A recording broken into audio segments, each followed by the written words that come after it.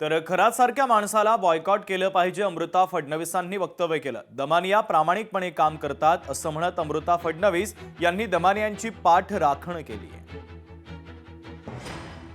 सगळ्यात कडक कारवाई जी करता येईल ती व्हायला पाहिजे आणि ती होणारच। पोलीस पण त्याच्या पाठीशी आहे, पाठीमागे आहे, पाठलाग करते त्यांच्या पूर्ण जे पण त्यांचा मोडस ऑफ ऑपरेंडी होतं त्याचा। आणि ॲज इंडिव्हिज्युअल्स, ॲज सोसायटी आम्ही काय करू शकतो? We have to boycott such people.